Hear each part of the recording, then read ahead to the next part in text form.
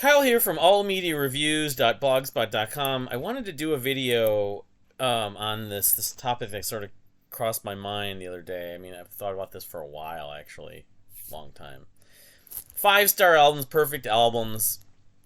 When you find them, rate your music. The guys on Taste Like Music rate a lot of albums, and a lot of Jason and Joe I know are on there. But when they kind of almost talk nonchalantly, like I got a bunch of fours, a few 4.5s, and they expect to find 5-star albums every year. Everyone rates things. It's just a rating, and the way you want to look at music and albums is subjective, and it's not really what it's supposed to be about. But there's something to it. The way I've started doing Rate Your Music in 2007, early 2007, quantifying music and that kind of thing, and then it goes along with lines of favorite albums of all time, favorite albums from artists, and even albums of the year, of course. The last 5-star albums, I'll just kind of show, just to illustrate this, was in 2015. The Small League Sing Ships on Face Yourself and River Sandals. Not that since 2015, since this, but I mean, since that year, there have been a lot of albums I've loved, for sure. But the thing is, to me, a 5-star perfect album can't just be an album I enjoy a lot or even listen to a lot. It has to have something extra. It has to be have a lot of replay value, has some extra meaning to me. Just beginning to end, it can't really have anything I would change for a few examples I have on my 5-star albums list. The production, a couple of these, I don't know if they're really 5 stars. I kind of maybe did at the time. The compilations from Kevin Gilbert, of course.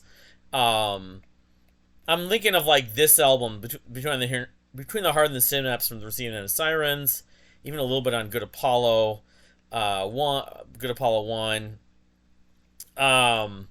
If it's shorter, like A Twist of Fate. But, there's more, what am I saying? There's more to this kind of mentality. I'm wondering if it's so much me or if it's just in general or my taste specifically. The point I'm trying to make with the guys on Taste Like Music and a lot of people on Rate Your Music, it's not just those guys. They end up rating a lot of albums really highly, and I kind of feel like there's other people I know that rate albums from a numerical standpoint low. Like there was a guy, unfortunately passed away, but I remember a lot of his ratings were 2, 2.5, 3 stars, and that was a really good album. It had to be much better than that, or a 2.5-star album to me is kind of weak. I don't have anything really greatly imaginative on my rating scales. In fact, do I even have it listed? I don't. And somewhere on here on your page they show that. I'm not sure where that is. Where you consider how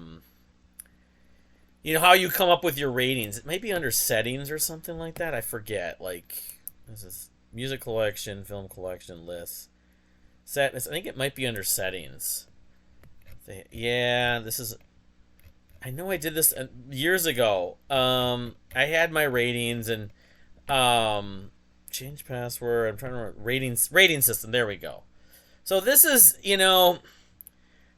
people are much more creative than I am with this. But okay, so 5 stars a masterpiece. 4.5 is fantastic record. 4 is an impressive album. 3.5 is strong record for the most part. 3 stars is a handful of good songs. I don't know. That's just a vague statement about it. 2.5 is spotty. 2 is mediocre. Maybe 1 or 2 songs I like. It's 1.5. Probably not only playing once or even less than that. It's 1 star and 1/2 star is trash or garbage to me. I knew there's a guy who used to do ratings before he passed away that had some of his ratings were like a lot of reasons to listen. He had a lot of albums that are 2.5 and 3 stars. I just think that you can easily overrate albums by saying it's 4.5 stars, 4.5. No, you could also underrate them potentially. The guys on Taste Like Music, they listen to a ton of music, probably a lot more than I do now, new music. They just kind of throw out 4.5, 4 stars. I mean, a lot of people on Rate Your Music, not just them, will do that.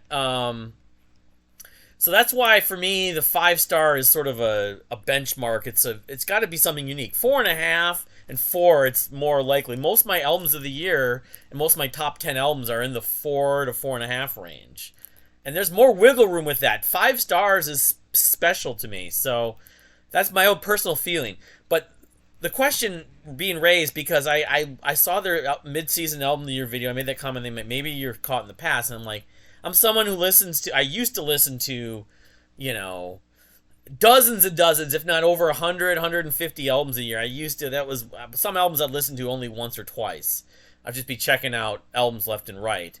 But now I still listen to between 50 and 75 albums, if you include EPs, a little more than that probably. So how am I caught in the past? I just haven't found them.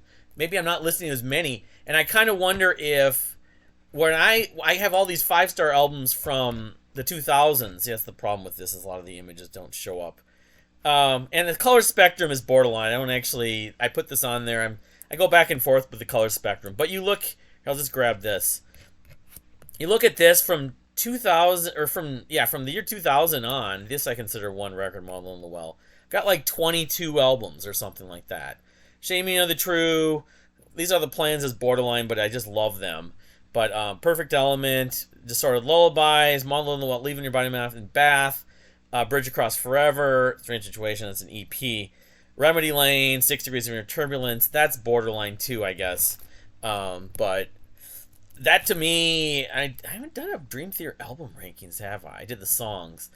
Is clearly my third favorite Dream Theater album, and so it's pretty damn close to perfect, if not perfect. El Cielo, I'm a Fun Blind Monster, Marbles, Between the Heart and the Synapse, despite some of the clipping of the cymbals. Good Apollo, my cat is jumping on my dresser. Good Apollo, Set Sail the Prairie, Act 2 from the Deer Hunter, Colors, Blood Moon, Mercy from Ours. And that I've been thinking about that a little recently. I'm not sure it's like a slam dunk. Sometimes I have these 4 to 4.5 star albums, and I just kind of say, "Fuck it, it's 5 stars." And I've done it a few times. Stories of Brothers from Ben Sinister, the Stiletto Form album. I had all these from like a 10, 15 year period. I had like 20 some albums that are 5 stars. And even in the 90s, well, I didn't have as many. Again, like they were promoted to 5 stars. Toy Matinee. I don't count it a live album, but Images and Words, Spilt Milk, Space in Your Face, Brave, Awake, Thud, from Kevin Gilbert, Afraid of Sunlight, Holy Land. Do I have? Yeah, I do have Space in Your Face. Discovery from Soundscape, Pleasant Shaded Gray. There at least was 1, 2, 3, 4, 5, 6, 7, 8, 9, 10. At least there were 10 proper 5-star albums for me I've found in the 90s. Not as many as the 2000s, which was like, let's just count this. 1, 2, 3, I count this as 1, 4, 5, not the EP, 6, 7, I guess I'll count 6 Degrees. 8, El Cielo. I'm not going to count Twisted Fate. 9, Phenomena. Marbles is 10. 11 for Trios. 12 is Good Apollo. 13 is Set Sail the Prairie. 14 is Act 2. 15 is Colors. Blood Moon is 16. Mercy 17. Stories of Brothers 18. Stiletto Form 19. 20 for Soundscape. The Kevin stuff, the compilation. So they're like 19 or 20 just in that decade. So since then, 2011 you had Hotel Laughing Tree. You had the Color Spectrum, but that's borderline. I'm not sure that really belongs on this list. I made this list a number of years ago. Queen of the Wave and Small League Sink Ships. So you had 4 or 5 records since the year 2010, and none since 2015. So why is that? Is it purely to do with me and not finding enough of these albums, or is it my taste? I think, and I've felt like this for many years, really since the end of the 2000s, like early.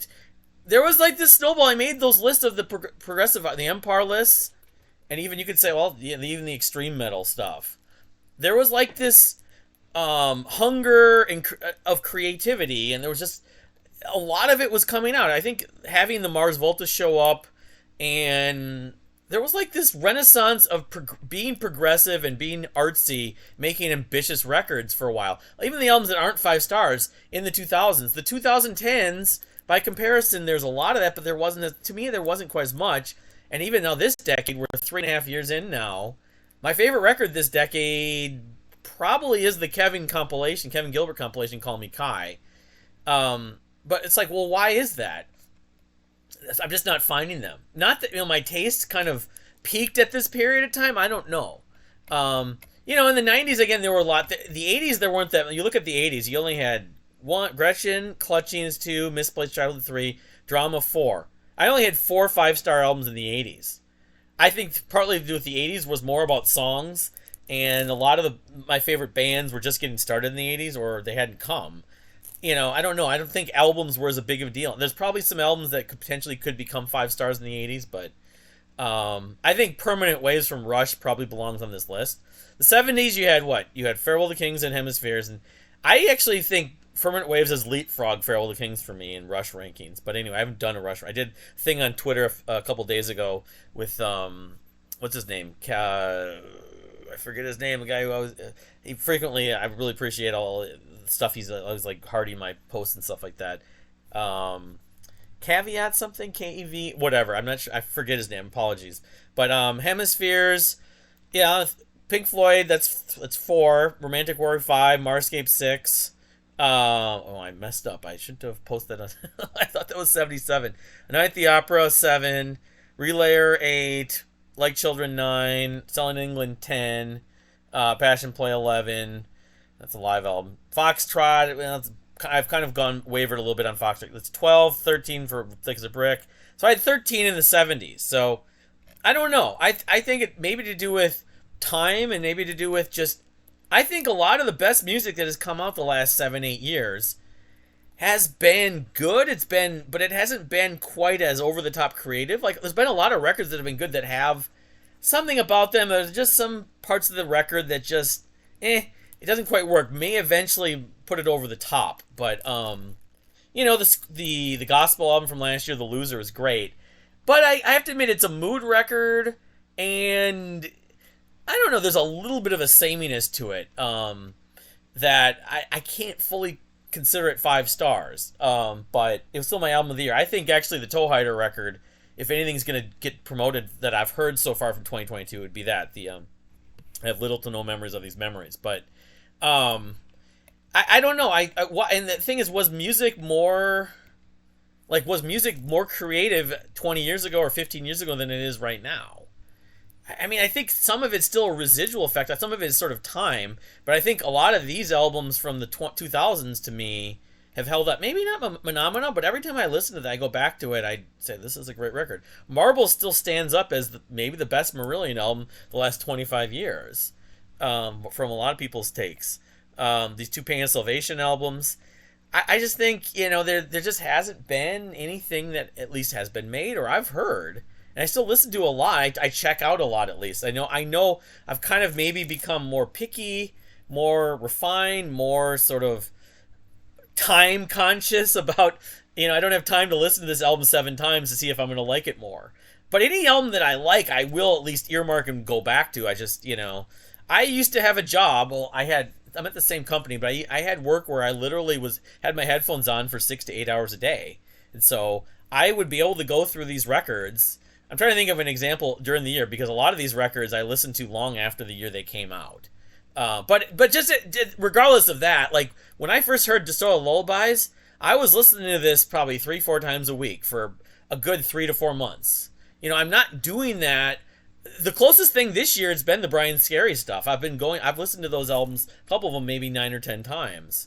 But some of it's just a matter of time. My current work doesn't allow me to be listening to music as much. I still can listen to music. I listen to as much probably music in the car as I do, while I'm working.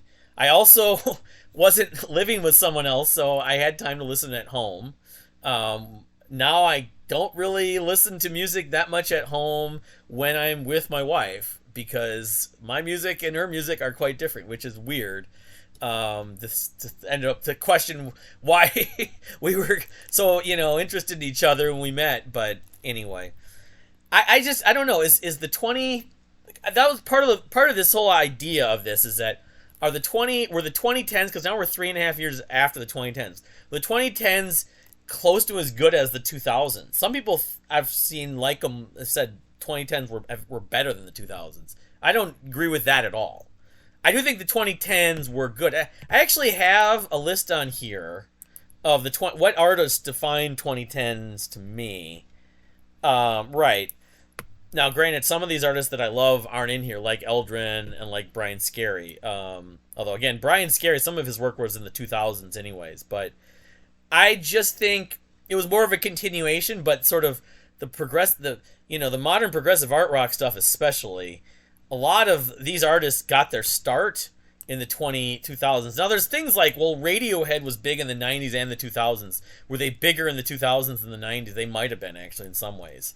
I'm not a Radiohead fan, but I'll acknowledge their influence, their importance, and their sort of, artists can be sort of defining a decade more than once. Like, it hasn't happened that often, but there have been artists that have done that. I'm trying to think of, if you count the Beatles and McCartney, that might be one for 60s and 70s, but there's been a few examples where artists were equally sort of influential and important in one decade and the next. And again, you're talking about just the calendar decades. There might have been more influential from half the decade to the next half of decade. So it's whether it be 1970 to 79 or 75 to 85, who is it? Van Halen or the Police. There's a couple of bands that had their peak sort of in the 70s and the 80s. The Police. But I don't know. I've contended at this point that the 2000s were, if not my favorite decade of music, the most important decade of music for the majority of my tastes. Even though the foundation of my taste goes back, and I grew up obviously in the 80s, and then my music sort of taste kind of came about in the 90s. That's when in the 90s when I was listening to the most music initially. And then the roots of progressive rock, of course, started mostly in the 70s. I still think from at least a quantity standpoint, and in some respects a quality, which seems weird because all the bands of the 2000s on are basically derivative. They say, well, they owe everything from the bands from their past, from the 70s and 80s or 60s and 70s, which is not untrue. That certainly makes sense, but it just so happens I found with modern production and some combination of other styles, especially not just sounding of the sort of recipe prog rock, with incorporating either punk or, pop or other genres with progressive and art rock leanings, it to be more of my taste. It became that way. I don't know in 30, 40, 50 years, but by the time I'm dead, am I going to be thinking, the 2000 decades where it really was for me still? Am I going to be... I'd like to believe that I'm still discovering the favorite music of my life, but I don't think it's going to happen. But at the same time, I'm not someone who's sort of stuck in the past, as that comment made on the Taste Like Music video, because I'm still discovering new music. Now, in the past, they're referring to something 20 years ago. It's like, well, that is a while ago, but, most people say in the past, you'd be thinking, well, when you grew up, like in the 80s. I'm stuck in the 80s. No, I'm not. Or, people that grew up in the 60s and like basically 60s and 70s, because they're stuck in the 60s, No, but I guess relatively speaking, I still enjoy a lot of music of the last 10 to 15 years. I just think, based on, this list, clearly to me, I haven't found any music that's I haven't found any specific albums, at least. Found a lot of great albums, a lot of great music still. Dirt Poor Robins, for example, especially the last 5 years, has been probably my most listened to artist. But I just think there hasn't been any sort of landmark, sort of staple records that are, like I said, beginning to end, that I've found are records I'm going to always like sort of revere. Now, there's the whole idea of, well, you loved it back when you first heard it, whether it be when it came out, or like 6 Degrees I heard right when it came out, or 5-10 years after that, or whatever. But let's fast forward 10 to 20 years. Will that record sound more dated? And maybe it will. I'm not someone who's so picky about datedness. I appreciate modern production, certainly. But I also can appreciate vintage production. So it's both ways. I can even appreciate sometimes the like 80s stuff that sounds very 80s sounding, but in a good way. There's a lot of artists that are making albums and songs that sound very, like even one of the new Dirt Poor Robin songs sounds very 80s inspired. Or like Major Parkinson's last album, there were a couple songs that sounded very 80s sounding. But they sound sort of with modern production, but they're capturing some of the textures and the tones of 80s sound. But I also can appreciate, albums that, especially like jazz from the 70s, jazz fusion, sounds really clean and clear, the production on the drums especially. So some people have just an ear for certain kinds and certain periods of production. I'm not one of those people necessarily. Maybe I prefer. I can appreciate when something sounds modern and well produced and very clean, like Toy Matinee or the River Empire's record. That I totally appreciate. But that doesn't mean I can't appreciate, at least to some degree, stuff that sounds of its era and still sounds good for its time. There's really a great power, great appreciation, reason to appreciate music from the past and music, especially when it's remastered sometimes, but even not. The Marillion song Grendel, the original version, the demo sounds better to me than that sort of not overproduced, the version that Mike Hunter remixed. A lot of these remixes just, the Steven Wilson stuff, people love Steven Wilson's remixes. I have heard very little of them, but sometimes remixes just don't sound good at all.